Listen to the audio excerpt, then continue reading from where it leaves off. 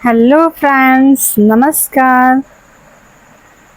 आप लोग अपना पढ़ाई को जारी रखिए और बिहार स्पेशल के सीरीज में लगभग ख़त्म ही होने वाला है। तो आज हम लोग देखते हैं आगे का पार्ट। जहाँ तक हो गया था उत्तरी बिहार के बारे में देख लिए थे, अब बिहार का दक्षिणी पहाड़ी क्षेत्र के बारे में जानते हैं।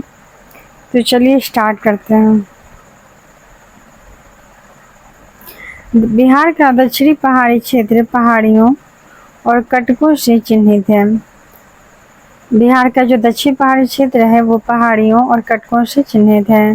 भौगोलिक दृष्टि से यह पश्चिम में कैमूर जिले से लेकर के पूर्व में बांका जिले तक फैला है। दक्षिण बिहार का भौगोलिक क्षेत्र दृष्टि से विस्तार कहाँ से कहाँ है, तो लास्ट में इधर पश्चिम साइड है कैमूर और पूर्व साइड है बांका। आगे देखते हैं कि भूवैज्ञानिक दृष्टि से यह क्षेत्र जेनेसिस, सिस्ट और ग्रेनाइट के कठोर चट्टानों से बना है। तो दक्षिण बिहार का क्षेत्र किन चट्टानों से बना है? जेनेसिस, सिस्ट और ग्रेनाइट।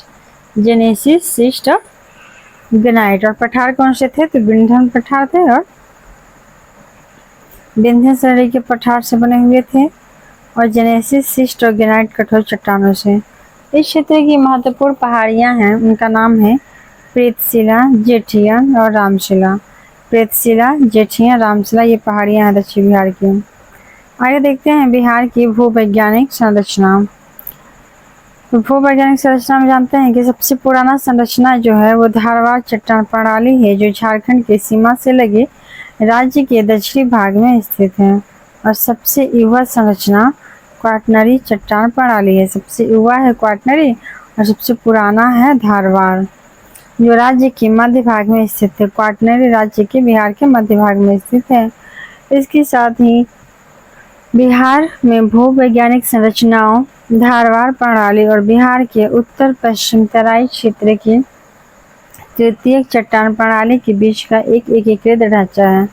इसको फिर से देख लेते हैं। सबसे पुरानी संरचना धारवाड़ चट्टान प्रणाली, जो झारखंड की सीमा से लगे राज्य के दक्षिणी भाग में स्थित है। और सबसे युवा संरचना क्वाटरनरी चट्टान प्रणाली, जो राज्य के मध्य भाग में स्थित है। इनके साथ बिहार में भूवैज्ञानिक संरचनाओं धारवाड़ प्रणाली और बिहार के उत्तर पश्चिम तराई क्षेत्र की तृतीयक चट्टान प्रणाली के बीच है। तो जो इनकी तराई क्षेत्र की तृतीयक चट्टान प्रणाली के बीच आता है, इसका एक एकीकृत ढांचा है। बिहार की भूवैज्ञानिक संरचना का 4 भागीय विभाजन इस प्रकार है। बिहार की भूवैज्ञानिक संरचना का 4 भागीय विभाजन को दिखाया गया है। तो पहला कौन है इसका? धारवाड़ चट्टान प्रणाली, विंध्य चट्टान प्रणाली, तृतीयक चट्टान प्रणाली और चतुर्थक चट्टान प्रणाली। तो बिहार का भूवैज्ञानिक संरचना 4 भाग में बांटा गया है। पहला है धारवाड़ चट्टान प्रणाली, दूसरा है विंध्य चट्टान प्रणाली और तीसरा है तृतीयक चट्टान प्रणाली, चौथा है चतुर्थक चट्टान प्रणाली। तो इसके बारे में थोड़ा देखते हैं डिटेल में। ये बिहार है, बिहार का मैप है और इसमें दिया गया है जियोलॉजी ऑफ बिहार में ये जो रंग ये पार्ट है ना पश्चिम चंपारण वाला, ये कौन सा है? तो टेरेटरी रॉक्स है, टेरेटरी चट्टानों का बना हुआ है।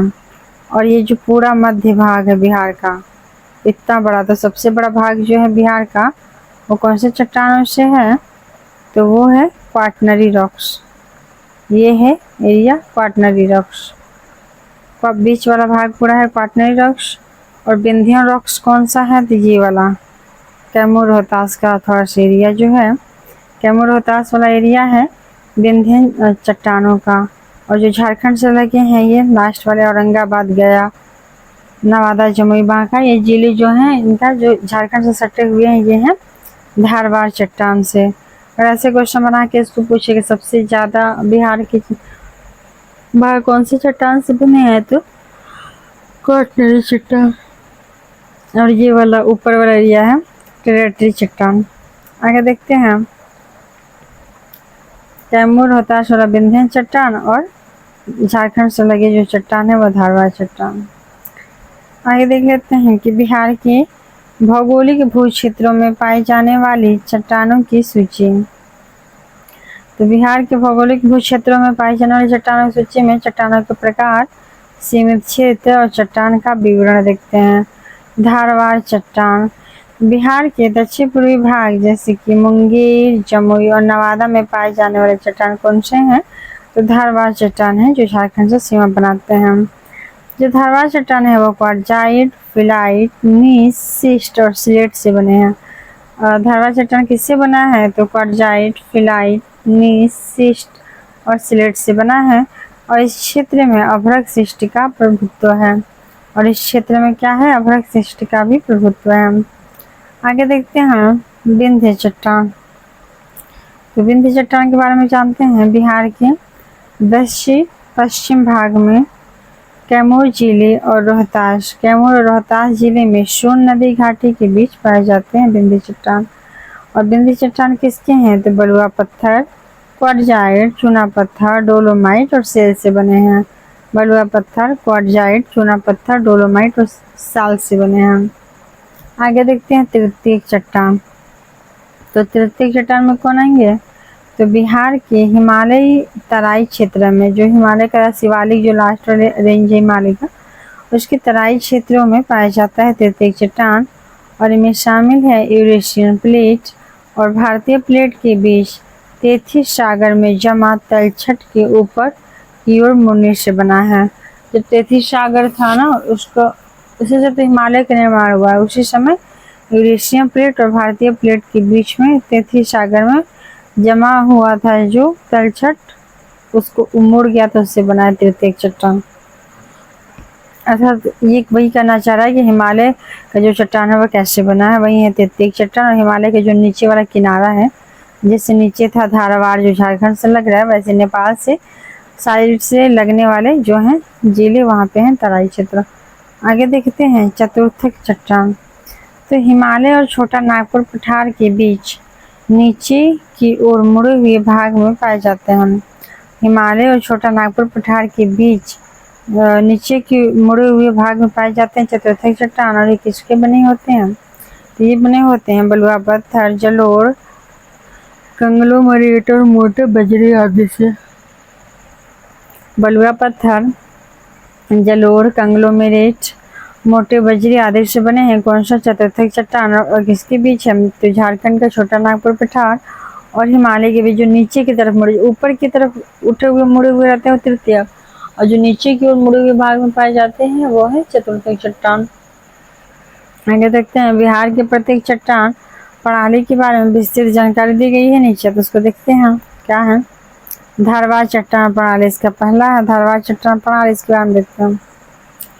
धारवाड़ चट्टान संरचना सबसे पुरानी है और यह आर्कियन चट्टान प्रणाली का हिस्सा है जो 3100 से 2100 मिलियन वर्ष 3.1 से 2.1 अरब वर्ष पहले के बीच की है। 3100 से 2100 मिलियन वर्ष आर्कियन चट्टान प्रणाली।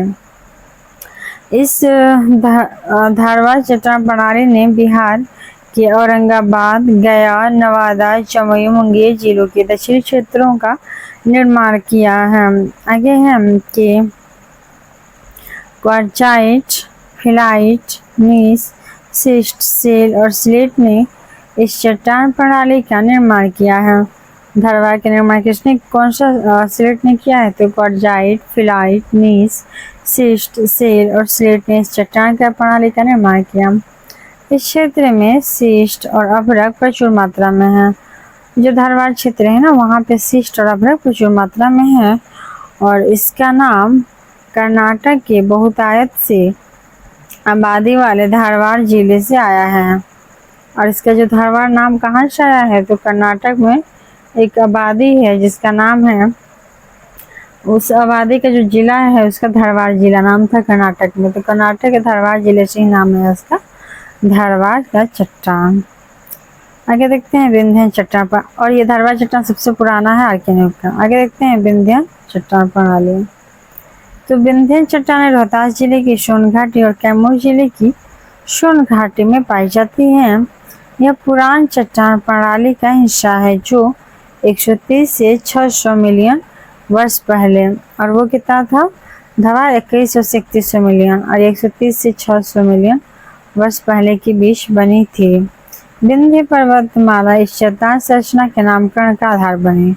जो विंध्य पर्वतमाला है ना, उसी के नाम पे इसका रखा गया विंध्य चट्टान प्रणाली। आगे देखते हैं बलुआ पत्थर, चूना पत्थर, डोलोमाइट, क्वार्टजाइट और सील विंध्य चट्टानों के मुख्य घटक हैं। बलुआ पत्थर, चूना पत्थर, डोलोमाइट, क्वार्टजाइट और सील विंध्य चट्टान के प्रमुख घटक हैं। नेक्स्ट है कि चूना पत्थर और पाइराइट के बड़े भंडार भी मौजूद हैं। कहाँ? तो रोहतास में। और पाइराइट का रोहतास कहलाता है उत्पादक बिहार में। चूना पत्थर और पाइराइट के बड़े भंडार मौजूद हैं जिनका व्यावसायिक उपयोग किया जाता है। इन विंध्य चट्टानों में चूना पत्थर और पाइराइट का बड़ा भंडार है। आगे देखते हैं तृतीयक चट्टान प्रणाली। तो तृतीयक चट्टान प्रणाली के बारे में जानते हैं। हिमालय पर्वतमाला के निर्माण के दौरान इस चट्टान प्रणाली का विकास हुआ है। तृतीयक चट्टान प्रणाली का विकास कब हुआ? तो हिमालय पर्वतमाला के निर्माण के दौरान। वे बिहार के हिमालयी तराई क्षेत्र में पाए जाते हैं। तृतीयक चट्टान और 60 से 70 मिलियन वर्ष पहले बने थे। 60 से 70 मिलियन वर्ष पहले बने थे। बिहार की तृतीयक चट्टान प्रणाली राज्य के उत्तरी पश्चिमी क्षेत्रों में पश्चिम चंपारण जिलों या शिवालिक पर्वतमाला के तराई क्षेत्र में पाई जाती है। बिहार का तृतीयक चट्टान जो है वो कहाँ पाया जाता है? तो पश्चिमी चंपारण जिला में और शिवालिक पर्वतमाला के तराई क्षेत्र में। और 60 से 70 मिलियन वर्ष पहले ही बना था ये, अर्थात कि ये विंध्य से भी नवीन है। आगे देखते हैं।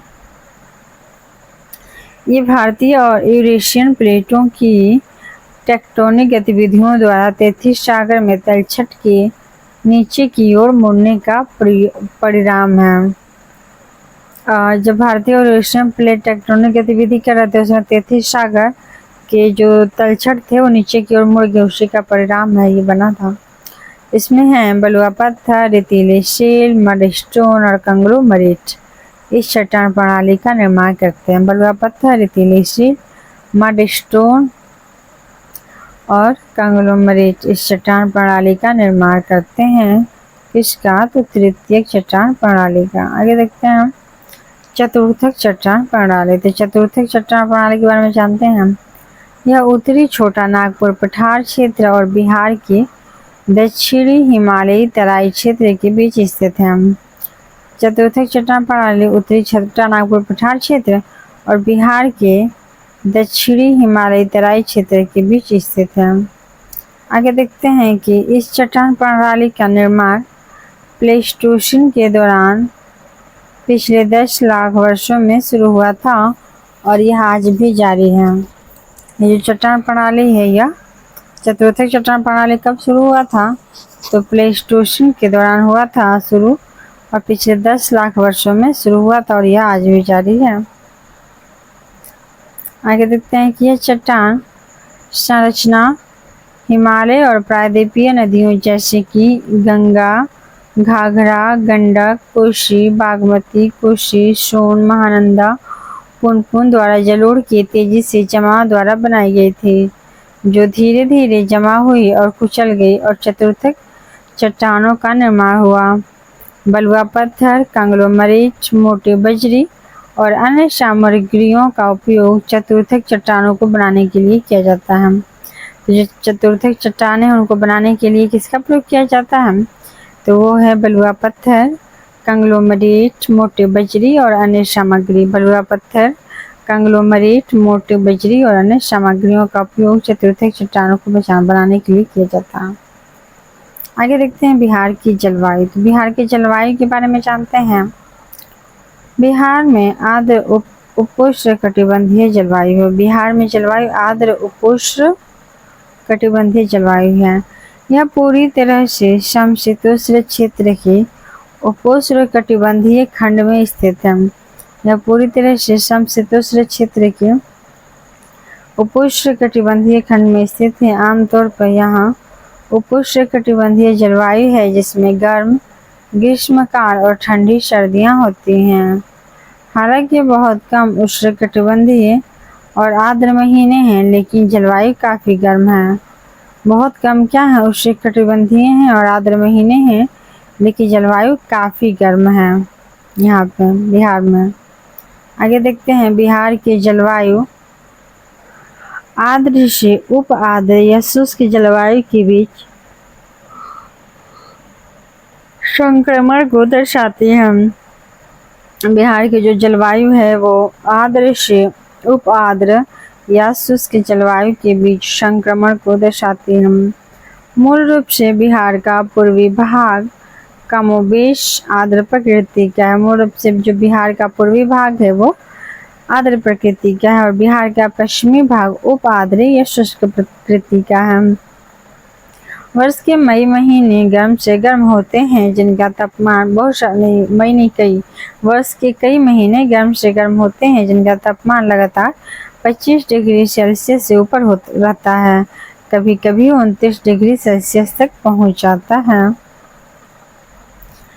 यात्रा का सबसे अच्छा मौसम है अक्टूबर से अप्रैल तक, क्योंकि उस दौरान कम बारिश होती है और आगे देखते हैं अक्टूबर से अप्रैल तक यात्रा के अच्छा उपयुक्त मौसम है। मानक वर्गीकरण के अनुसार इसकी जलवायु आर्द्र है बिहार की और उपोष्णकटिबंधीय है। CWA आर्द्र उपोष्णकटिबंधीय है। बिहार में औसत दैनिक उच्च तापमान केवल 26 डिग्री है, जबकि 26 डिग्री सेल्सियस पूरे वर्ष का औसत तापमान है। मई और सितंबर के बीच सबसे अधिक बारिश होती है। मई और सितंबर के बीच सबसे अधिक बारिश होती है। पूर्वी भाग में 200 सेंटीमीटर वर्षा होती है, जबकि पश्चिमी भाग में 100 सेंटीमीटर वर्षा होती है। नॉर्वेस्टर के बारे में जानते हैं हम। उष्णकटिबंधीय चक्रवाती आंधी खरीफ पूर्व फसलों के लिए बेहद मददगार है। जो चक्रवाती आंधी आता है वो खरीफ के पहले वाली फसलों के लिए बहुत ज़्यादा मददगार होती है। नॉर्वेस्टर जो चक्रवाती तूफान है। नॉर्वेस्टर वर्षा के प्रभाव के कारण पूर्वी भाग का तापमान कम हो जाता है। नॉर्वेस्टर के कारण पूर्वी भाग का तापमान कम हो जाता है और गया मई में सबसे गर्म जबकि जनवरी में सबसे ठंडा होता है। गया मई में सबसे गर्म होता है जबकि जनवरी में सबसे ठंडा होता है। आगे देखते हैं कि बिहार की जलवायु को प्रभावित करने वाले कारक। बिहार की जलवायु को कौन कौन से कारक प्रभावित करते हैं, तो उसके बारे में हम लोग जानते हैं। बिहार की जलवायु मुख्य रूप से निम्नलिखित 5 कारकों से प्रभावित होती है, जिनमें है पहला हिमालय से निकटता, कर्क रेखा से निकटता, बंगाल की खाड़ी से निकटता, दक्षिण पश्चिम मानसून की गतिविधियाँ, दक्षिण पश्चिम मानसून की गतिविधियाँ, उत्तर पश्चिम और ग्रीष्मकालीन हवाएं। तो इससे बिहार की जलवायु 5 कारकों से प्रभावित होती हैं, जिनमें क्या है, तो हिमालय से निकटता, मतलब हिमालय से निकट होने के कारण है बिहार की मौसम में जलवायु प्रभावित होती है। कर्क रेखा से भी निकट है, बंगाल की खाड़ी से भी निकट है और दक्षिण पश्चिम मानसून का भी यहाँ वर्षा होता है और उत्तर पश्चिम ग्रीष्मकालीन हवाएं भी चलती हैं। इन 5 वजहों से यहाँ का जलवायु प्रभावित होता है। आगे देख लेते हैं बिहार की मिट्टी। तो बिहार की मिट्टी के बारे में जानते हैं हम। ये कितना अच्छा मैप बना के दिया हुआ है बिहार का मिट्टी का। ये गंगा नदी है, गंगा नदी के ऊपर का जो है उत्तरी बिहार और दक्षिण बिहार। और उत्तरी बिहार में यहाँ जो पश्चिम चंपारण का छोटा सा एरिया है ये है पर्वतीय मिट्टी, कोना में एकदम पर्वतीय मिट्टी है, क्योंकि पर्वत यहाँ पे है, पहाड़ियाँ हैं, तो पर्वतीय मिट्टी। और ये जो साइड है ये वाला हिस्सा ये है तराई मिट्टी। ऊपर का जो है नेपाल के साथ लगने वाली सीमाओं से लास्ट के कुछ दूरी तक है तराई मिट्टी है। उसके नीचे देख लेते हैं ये बीच वाला जो गंगा का ही जो मैदान है, ये वाला रेड वाला ये क्या है, नवीन जलोढ़ मिट्टी या खादर मिट्टी, क्योंकि ये गंगा द्वारा बनाया गया था। और यहाँ पे है किशनगंज, ये वाला एरिया किशनगंज, यहाँ भी है नवीन जलोढ़ मिट्टी या खादर मिट्टी है। यहाँ पे तराई मिट्टी की संख्या कुछ कम है। तो नवीन जलोढ़ मिट्टी या खादर मिट्टी है उत्तरी बिहार के मैदान की, और तराई मिट्टी के बाद जो मिट्टी है ये वाली, तो ये वाली मिट्टी है कौन सी है, एक सेकंड,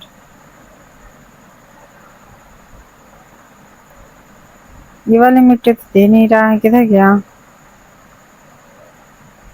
ये पुरानी जलोढ़ मिट्टी। तो इधर हो गया पर्वतीय मिट्टी, ये तराई मिट्टी हो गया नेपाल से लगने वाला, उसके नीचे कुछ दूर तक हो गया ये। यहाँ पे अभी क्या होता है, गंगा नदी का पानी नहीं पहुँच पाता, इसलिए यह है पुरानी जलोढ़ मिट्टी।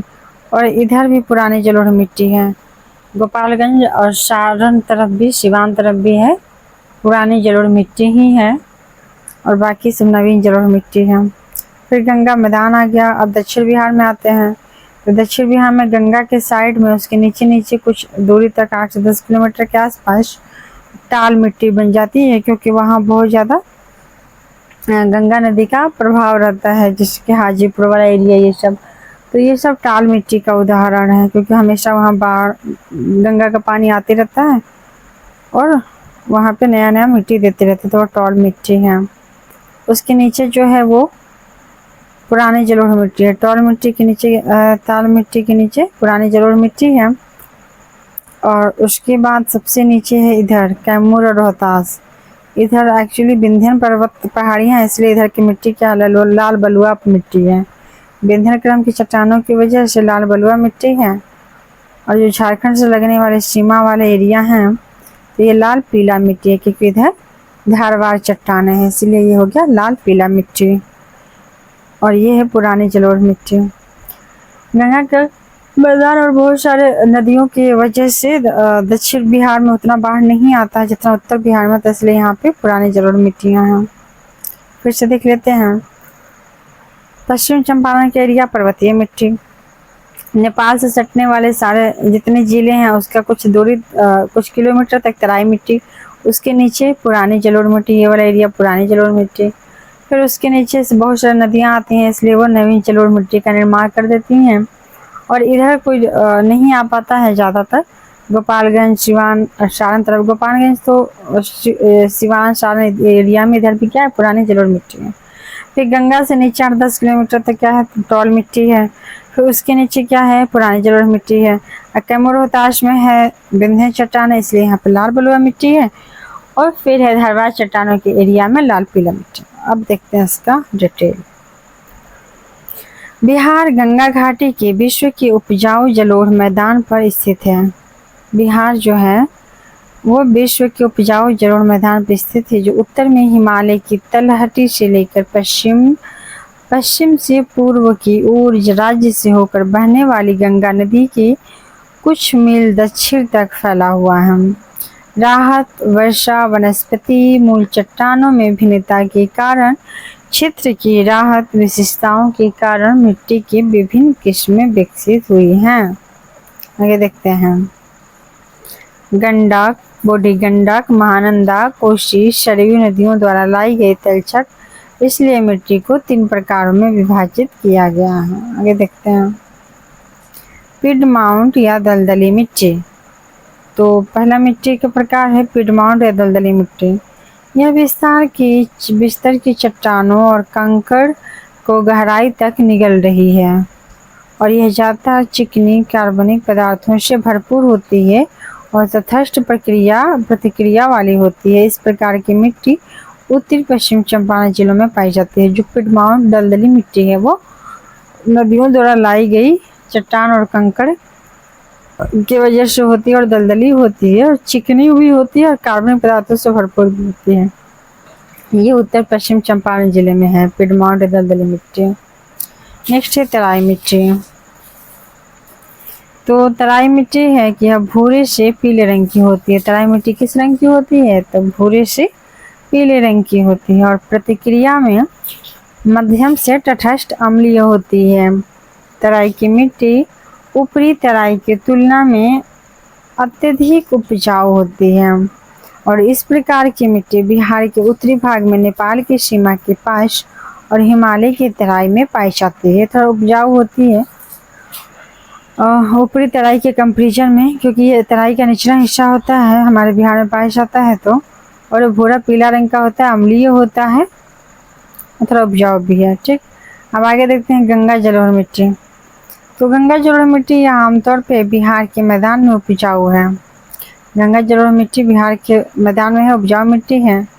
नेक्स्ट देख लेते हैं उत्तरी मैदान की मिट्टी। तब तराई का हो गया, पिडमाउंड या दलदली हो गया, तब उत्तरी मैदान का मैदानी मिट्टी देखते हैं।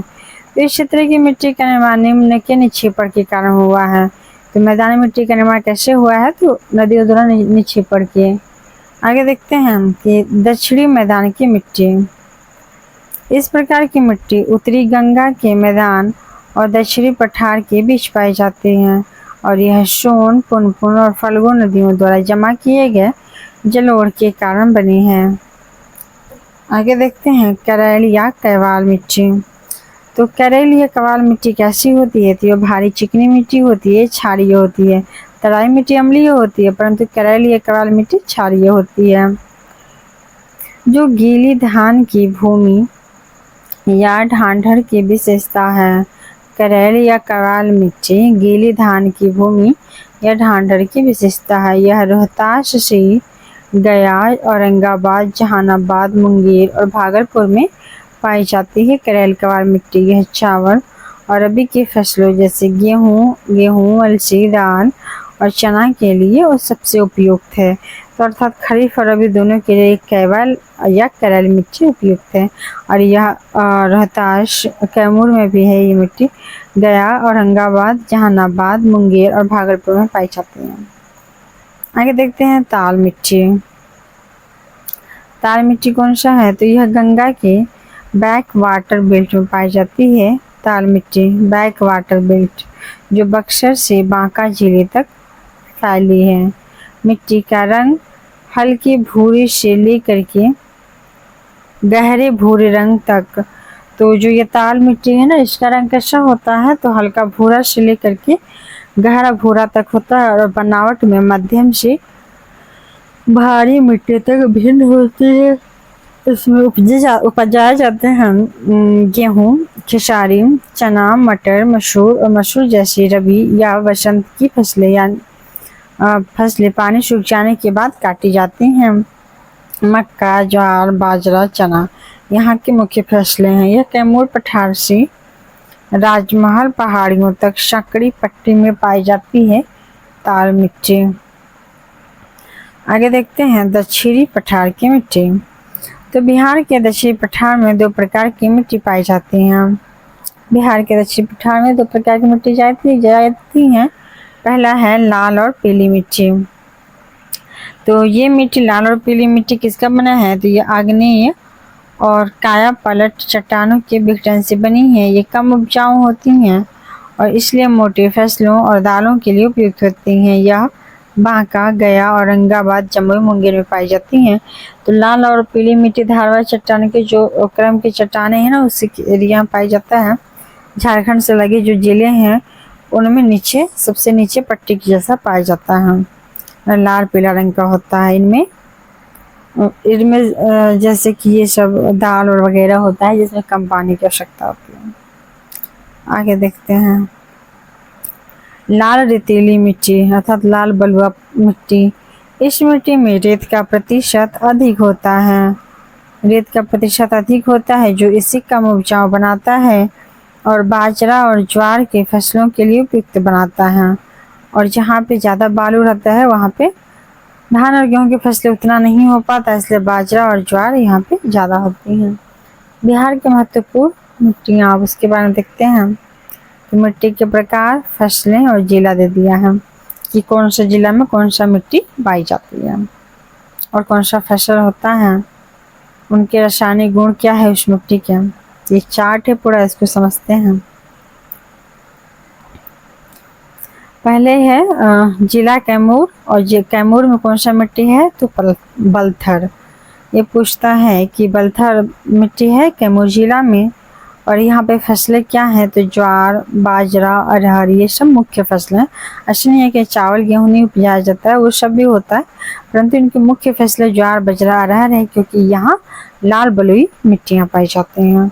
और इसके रासायनिक गुण क्या है लाल बलुई मिट्टी के? बलथल मिट्टी की, ये रेतीली होती हैं, कलकेरियाँ रेत पीली होती हैं, इसमें रेत होते हैं और रेत का जो होने से ये मिट्टियाँ पीली होती हैं। नेक्स्ट है बल सुंदरी मिट्टी। तो बल सुंदरी मिट्टी पाया जाता है सहरसा, पूर्वी और पश्चिम चंपारण में।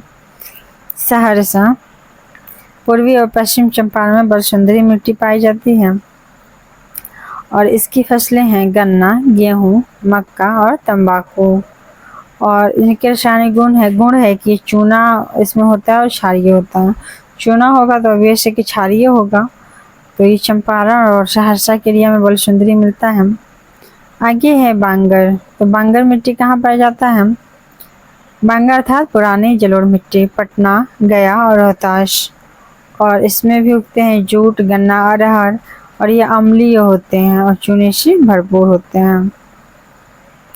बांगर मिट्टी अम्लीय होते हैं और बल सुंदरी क्षारीय होते हैं। नेक्स्ट है खादर। तो खादर उत्तर बिहार में ही पाया जाता है, इसमें है मुजफ्फरपुर, पूर्णिया, सहरसा, दरभंगा, भागलपुर। और दक्षिण बिहार का सिर्फ भागलपुर है जहाँ खादर है। इसके फसलें हैं गेहूँ, चावल, चना, मक्का, और ये गहरे भूरे रंग का होता है और बिचाऊ होता है। आगे देखते हैं, आगे है ताल। तो ताल मिट्टी कहाँ पे है? ताल मिट्टी है पटना, मुंगेर इत्यादि एरियो में, जहाँ होता है दालें, दलहने, तिलहन और गेहूँ, और यहाँ पे भारी मिट्टी से ये बना है।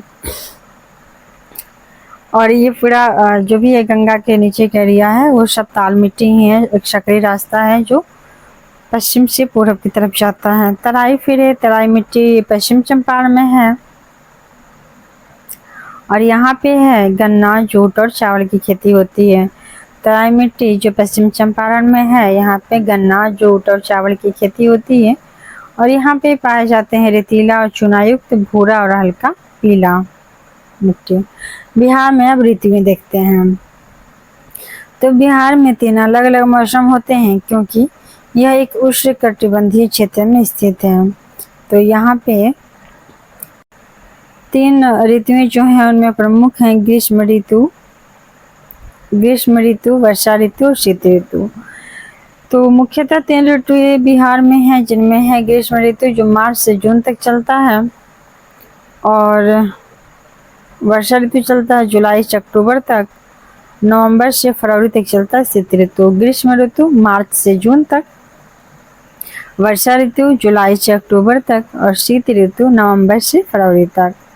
तो ग्रीष्म ऋतु के बारे में देख लेते हैं। ग्रीष्म ऋतु यह मार्च में शुरू होता है और जब अंतर उष्णकटिबंधीय अभिसरण क्षेत्र धीरे धीरे कर्क रेखा की ओर बढ़ता है और गंगा के मैदानों तक फैलता है। तो जो हमारा ग्रीष्म ऋतु शुरू होता है वो कैसे होता है? तो कर्क रेखा की तरफ से बढ़ते बढ़ते उत्तर गंगा के मैदान की तरफ धीरे धीरे पूरे बिहार में फैल जाता है। इस क्षेत्र में हवा का दबाव कम हो जाता है और तापमान बढ़ जाता है। बिहार में सबसे अधिक तापमान होता है जो 45 डिग्री सेल्सियस तक पहुंच सकता है, खास करके गया में, जो राज्य का सबसे गर्म क्षेत्र है। और बिहार के सबसे गर्म क्षेत्र गया है और ये सबसे गर्म कब रहता है? मई मंथ में। और सबसे ज़्यादा ठंडा कब रहता है? तो जनवरी में। नेक्स्ट पॉइंट देखते हैं कि बिहार के मैदानी इलाकों में अप्रैल, मई और जून की शुरुआत में लू के नाम से जाने जाने वाली तेज गर्मी की हवा चलती है। शुष्क गर्म हवा के कारण बिहार में कई स्वास्थ्य संबंधी समस्याएं होती हैं और यहाँ तक कि मौतें भी होती हैं। आगे देखते हैं कि अप्रैल और मई के महीनों में लगभग हर सप्ताह दोपहर और शाम को बिहार में आंधी, तूफान, धूल और तेज हवा के साथ आते हैं, जिसके परिणाम स्वरूप अक्सर हल्की बारिश होती है, लेकिन कभी कभी ओलावृष्टि भी होती है, जिससे रबी की फसलों और विशेष रूप से गेहूं को गंभीर नुकसान पहुंचता है। तो बिहार में अप्रैल मई में जो ओलावृष्टि होती है उससे क्या होता है? गेहूं के फसलों को, जो कि रबी फसल है, भारी नुकसान पहुंचता है। आगे देख लेते हैं वर्षा ऋतु। तो बिहार के लगभग 91% वार्षिक वर्षा बरसात के मौसम में होती है। यहाँ की वार्षिक वर्षा सबसे अधिक बरसात में ही होती है और वह भी सिर्फ 3 महीनों में, जून, जुलाई और अगस्त। जून, जुलाई, अगस्त में सर्वाधिक वर्षा होती है। अरब महासागर और बंगाल की खाड़ी अरब महासागर और बंगाल की खाड़ी से दक्षिण पश्चिम मानसून खींचने वाला अंतर उष्णकटिबंधीय अभिसरण क्षेत्र ITCZ जून के मध्य में पूरी तरह से गंगा के मैदान में चला जाता है। तो जून में ये क्या होता है, जो वहाँ से बंगाल की खाड़ी से दक्षिण पश्चिम मानसून से खींचता है, तो ये चला जाता है गंगा के मैदान में, ITCZ अंतर उष्णकटिबंधीय अभिसरण क्षेत्र।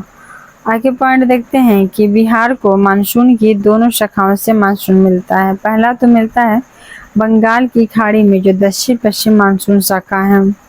दक्षिण पश्चिम मानसून शाखा बंगाल की खाड़ी में जो होती है उससे मिलता है। दूसरा मिलता है इसको दक्षिण पश्चिम मानसून की अरब महासागर शाखा से। दक्षिण पश्चिम मानसून की अरब महासागर शाखा से भी मिलता है। आगे देखते हैं कि बिहार में धान की खेती बरसात के मौसम में होती है। बिहार में धान की खेती कौन मौसम में होगी, तो बरसात में, जो मानसून पे ज़्यादा निर्भर है क्योंकि यहाँ सिंचाई के साधन कम हैं। बिहार के उत्तरी हिस्से में लगभग हर साल अच्छी बारिश होती है और लगभग हर साल भारी बारिश होती है, और इसके बजाय नेपाल द्वारा कई धाराओं के जरिए भी बारिश के अलावा नेपाल द्वारा बहुत सारे नदियों के धारा को छोड़ दिए जाते हैं। उसके अतिरिक्त पानी, जो नदियों के अतिरिक्त पानी है, उनके कारण बाढ़ आती है और हर साल उत्तरी बिहार में बाढ़ के कारण काफ़ी नुकसान होता है। हालांकि बिहार में मानसून विशेष रूप से दक्षिण में अत्यधिक अनियमित है। बिहार में मानसून दक्षिण में अत्यधिक क्या है, अनियमित है, और यहाँ लगभग हर 2 से 3 साल में सूखा पड़ता है। बिहार के दक्षिण में हर 2 से 3 साल में सूखा पड़ता है। बाढ़ और सूखे के अलावा बिहार को बरसात के मौसम में मलेरिया, टाइफाइड, डेंगू और अन्य सहित कई बीमारियों का सामना करना पड़ता है। बरसात के मौसम में बिहार में होने वाली वर्षा की मात्रा नीचे दी गई है। महीने और वर्षा। जून में होता है 185 mm वर्षा, जुलाई में 340 और अगस्त में 259। अर्थात सबसे ज़्यादा वर्षा जुलाई और अगस्त में होता है और जून से स्टार्ट होता है। आगे देखते हैं मानसून की वापसी। दक्षिण पश्चिम मानसून अगस्त के बाद धीमा हो जाता है और पीछे हटना शुरू कर देता है। इसके साथ बहुत कम या बिल्कुल भी बारिश नहीं होती है। नवंबर की शुरुआत में मानसून की वापसी समाप्त हो जाती है, तो नवंबर तक आते आते तक अक्टूबर में ही मानसून खत्म हो जाता है। सितंबर, अक्टूबर और नवंबर की शुरुआत में मानसून की वापसी के कारण कम बारिश होने से राज्य में धीरे धीरे सर्दी का मौसम शुरू हो जाता है। आगे देखते हैं जुलाई और अगस्त में औसत तापमान कितना होता है, तो 34 डिग्री सेल्सियस। जुलाई और अगस्त में औसत तापमान 34 डिग्री सेल्सियस से गिरकर अक्टूबर के अंत तक 25 डिग्री सेल्सियस से 30 डिग्री सेल्सियस हो जाता है। सर्दियों का मौसम देखते हैं, तो गर्मी और बरसात के मौसम के खत्म होने के बाद भूमि की सतह का तापमान कम हो जाता है। तापमान में गिरावट सर्दियों के मौसम की शुरुआत का संकेत देती है। आगे देखते हैं दिन की लंबाई। तो दिन की लंबाई काफ़ी कम हो जाती है और रातें ठंडी और लंबी होती हैं। तो धीरे धीरे अभी क्या हो जाएगा, सितंबर के बाद से 22 सितंबर 21 सितंबर के बाद से दिन छोटा होने लगेगा और रातें लंबी। दिसंबर और जनवरी में तापमान अक्सर सबसे अधिक गिरता है। दिसंबर जनवरी में सबसे अधिक तापमान गिरता है। नवंबर में 19.4 डिग्री से 22.2 डिग्री सेल्सियस से जनवरी में 10.5 से 7 डिग्री सेल्सियस तक तापमान रहता है बिहार का। आगे देखते हैं उत्तर पश्चिम बिहार में शिवालिक पर्वतमाला में जनवरी में पाला पड़ता है। शिवालिक में क्योंकि पहाड़ी एरिया है तो वहाँ पे पाला पड़ता है। जिस क्षेत्र में कृषि विशेष रूप से आलू को काफ़ी नुकसान होता है, जिस क्षेत्र में कृषि विशेष रूप से आलू को काफ़ी नुकसान होता है। आगे देख लेते हैं, जनवरी और फरवरी के महीनों में उत्तर पश्चिम विक्षोभ के कारण हल्की बारिश होती है, जिसमें वर्षा की कुल वर्षा वन का लगभग 5 से 10% होती है, जो रबी की फसलों में वृद्धि में सहायता करती है। आगे देखते हैं, बिहार के कृषि जलवायु क्षेत्र नीचे दिए गए हैं, जिनमें हैं उत्तर पश्चिम क्षेत्र को बनाने वाले 13 जिलों में सालाना 1040 से 1450 एम तक वर्षा होती है। उत्तर पश्चिम क्षेत्र को बनाने वाले 13 जिलों में सालाना 1040 से 1450 एम तक वर्षा होती है। 1200 से 1700 एम की औसत वार्षिक वर्षा और दोमट या चिकनी मिट्टी के साथ उत्तर पूर्वी क्षेत्र में 8 जिले शामिल हैं। 1200 से 1700 एम की औसत वार्षिक वर्षा और दोमट या चिकनी मिट्टी के साथ उत्तर पूर्वी क्षेत्र में 8 जिले शामिल हैं। आगे देखते हैं, दक्षिणी क्षेत्रों में वर्षा 990 से 1300 एम तक होती है। दक्षिणी क्षेत्र में वर्षा कितना होती है? तो 990 से 1300 एम तक होती है, जिसमें 17 जिले शामिल हैं और मिट्टी के प्रकारों में रेतीली, दोमट और चिकनी, चिकनी दोमट शामिल हैं। तो उत्तर पूर्वी क्षेत्र में 8 जिले और दक्षिणी क्षेत्रों में 17 जिले शामिल हैं और 13 जिलों में सालाना कितना वर्षा होता है? तो 1040 से 1450 एम तक वर्षा होता है। आगे देखते हैं, बिहार के वनस्पति एवं जीव जंतु। भारत के सबसे जैव विविधता वाले राज्यों में से एक बिहार है। बिहार में वनस्पतियों और जीवों, क्रमशः पौधे और जानवर की विविधता है। बिहार में 3 राष्ट्रीय उद्यान हैं, 21 पशु अभ्यारण्य और लगभग 800 वर्ग किलोमीटर भूमि वाल्मीकि राष्ट्रीय उद्यान द्वारा कवर की गई है। तो 800 वर्ग किलोमीटर का भूमि किसके द्वारा कवर किया गया है? वाल्मीकि राष्ट्रीय उद्यान द्वारा। तो पश्चिम चंपारण में है और बिहार में 3 राष्ट्रीय उद्यान है और 21 पशु अभ्यारण्य है, जो नेपाल के करीब बिहार के पश्चिम चंपारण क्षेत्र में स्थित है। वाल्मीकि शोरिया रोबस्टा एक नम साल असर वाला जंगल है। शोरिया रोबस्टा एक जंगल है और यहाँ पे नम साल होता है, पार्क का अधिकांश हिस्सा बनाता है।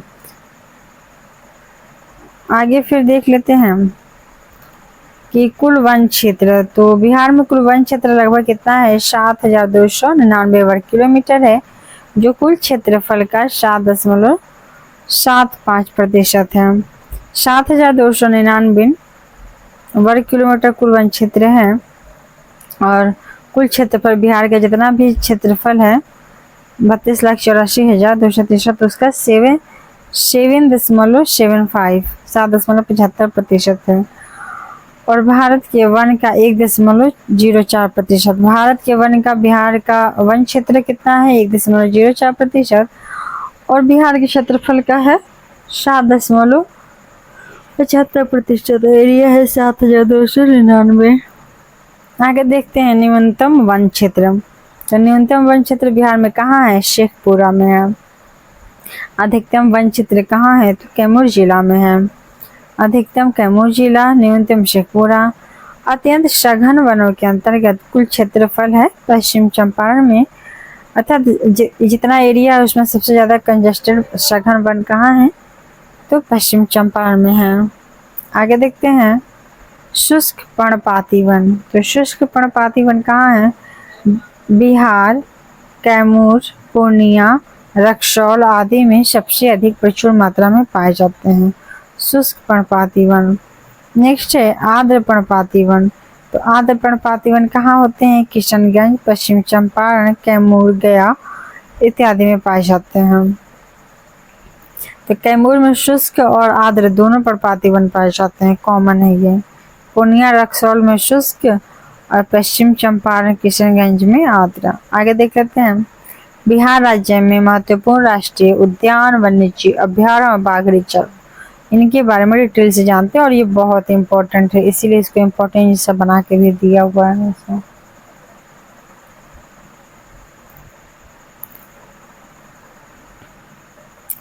वाल्मीकि टाइगर रिजर्व पहला है और सबसे पहला है बिहार का। बिहार में वाल्मीकि टाइगर रिजर्व भारत में हिमालय के तराई जंगलों की सबसे पूर्वी सीमा बनाता है और बिहार का एकमात्र बाघ अभ्यारण्य है। देश के गंगा के मैदानी जैव भौगोलिक क्षेत्र में स्थित इस जंगल में भाबर और तराई के इलाके हैं। तो भाबर और तराई के इलाके भी हैं पश्चिम चंपारण में।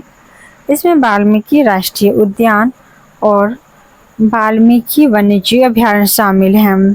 तो जो वाल्मीकि टाइगर रिजर्व है वहाँ पे राष्ट्रीय उद्यान भी है, जो बिहार का इकलौता राष्ट्रीय उद्यान है, वहाँ बनाया गया है और वाल्मीकि वन्यजीव अभ्यारण्य भी शामिल है। 2018 तक रिजर्व में 40 बाघ थे। आगे देखते हैं वाल्मीकि राष्ट्रीय उद्यान। तो वाल्मीकि राष्ट्रीय उद्यान भारत के बिहार के पश्चिम चंपारण जिले में एक बाघ अभ्यारण्य है। यह पश्चिम चंपारण में स्थित है और 2 अगस्त 1989 को स्थापित किया गया था। वाल्मीकि राष्ट्रीय उद्यान कब बना था? 2 अगस्त 1989 को। और यह बिहार का एकमात्र राष्ट्रीय उद्यान और इकलौता राष्ट्रीय उद्यान है। यह 898 वर्ग किलोमीटर में फैला है, 898 वर्ग किलोमीटर में फैला है और जो जिले के कुल भौगोलिक क्षेत्र का 17.4% है, 17.4% है।